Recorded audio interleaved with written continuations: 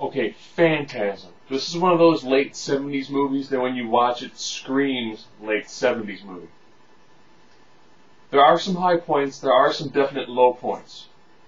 By far, the best part about this movie is the location shoot of, the funeral home, inside the funeral home, outside the funeral home. The graveyard, you can tell most of the graves look like they're hunks of cardboard. There are no names on them.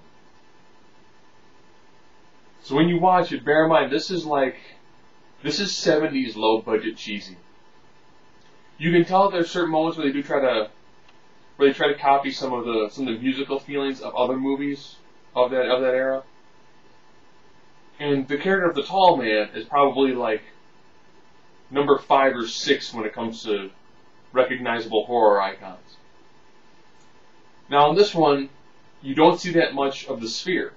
The sphere makes a much larger appearance later on in the movie. Now, of course, the sphere from the later movies is kind of like a silver billiard ball that can bust through walls, has 2 forks, has 2 little blades attached into your skull right around here, and then bores a hole in your skull that essentially turns you into a zombie.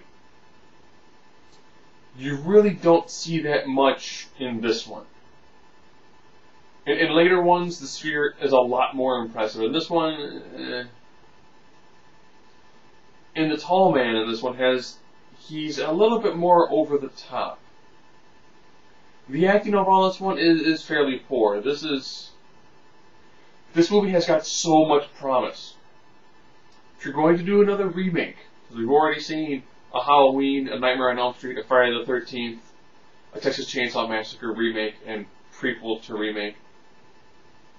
Next to doing something like Hellraiser, Phantasm could be really good to do a remake of.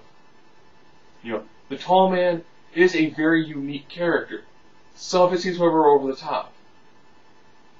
And at the very end, when he's chasing the boy, it's hard to be a tall guy and run and have it not look goofy. Then, of course, the way they stop him is bizarre, too. So essentially, the tall man is a supernatural being who is essentially creating zombies to carry out some of his work. And where does he work at? A morgue, a funeral home, those scenes are some of the better scenes in the movie. There's nothing quite as unsettling as walking down, a long chamber of marble-lined walls full of caskets. These are not full of caskets. With the doors shut, you don't know. Those scenes are done well. Exterior shots of the funeral home, which is like a gigantic house, done well. Most of the rest of the movie, not done so well. This one kind of has a cult feeling to it, but the plot is really lame. I mean, you can tell you're supposed to really try to care about these people. It's just hard to. And I don't know why people always want to have sex in a graveyard. Your opening scene is a sex scene in a graveyard. Later on, when the older lead is trying to get busy with a woman in the graveyard, he gets to hear his younger brother screaming.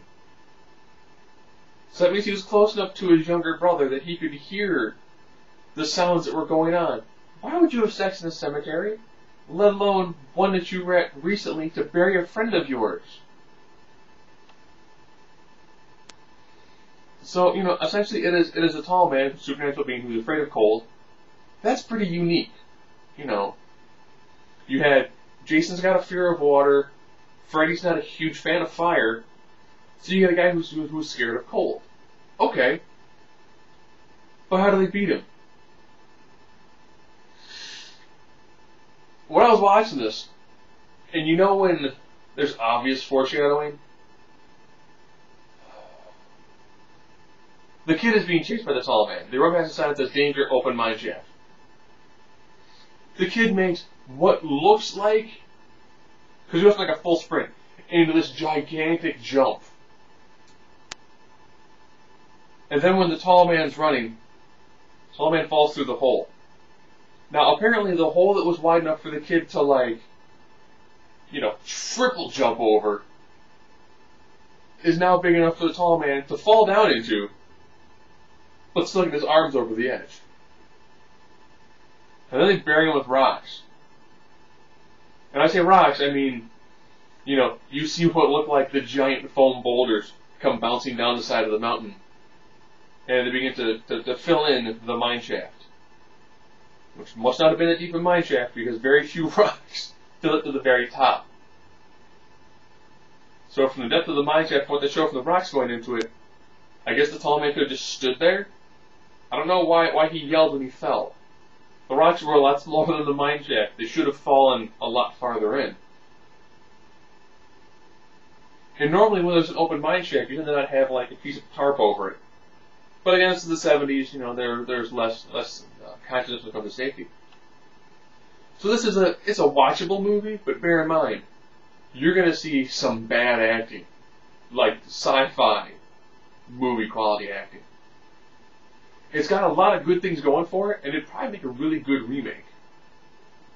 You know, it's got a good setting, the storyline is different and unique, just the execution and acting are, they're poor. Look at a movie like Halloween. Halloween still works now. This one, it's missing a couple of beats here and there. And that is the first